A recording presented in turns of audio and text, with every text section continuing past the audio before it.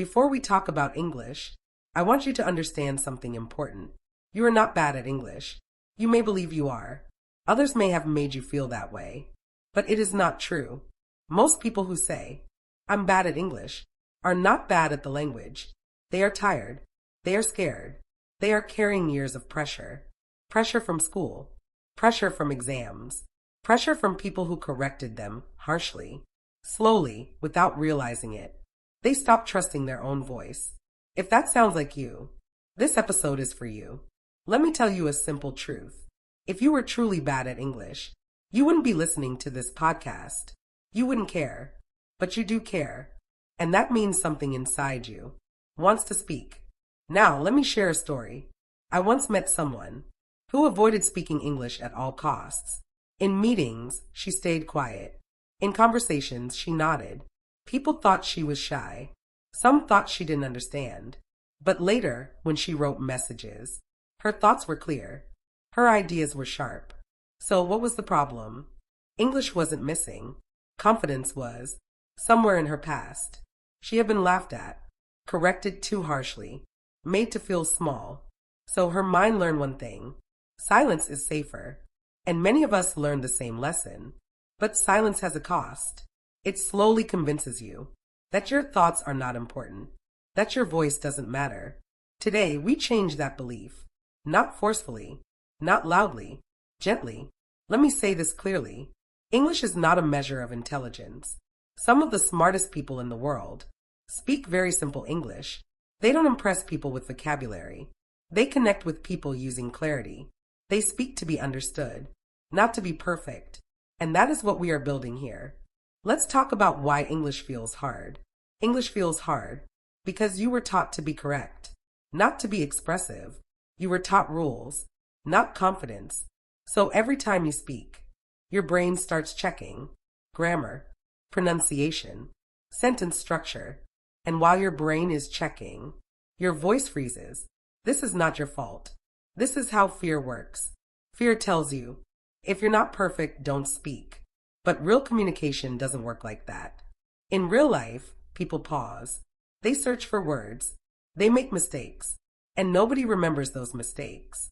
They remember how you made them feel. Now, let's shift something important. You don't need to speak fast. You don't need to speak fluently. You need to speak clearly. Clear thoughts. Simple words. Calm pace.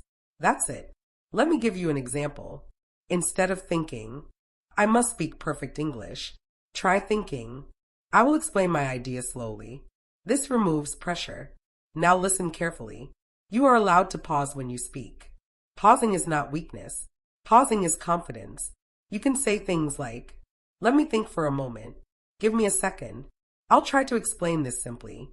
These sentences protect your mind and support your voice. Strong speakers use them all the time. Now I want you to imagine something. Imagine speaking English without apologizing, without saying, "Sorry, my English is bad." You don't need to apologize for learning. Instead, you can say, "I'm still learning, but I'm improving." That sentence alone changes how people see you and how you see yourself. Let's talk about identity. Right now, you might see yourself as someone who is bad at English, but identity is not permanent. It is learned, and anything learned can be changed. From today, you are not bad at English. You are learning English. That is a powerful shift. Say this silently in your mind. I am learning English. I am allowed to take time. I am improving every day. Good. Now breathe. You don't need to rush this journey.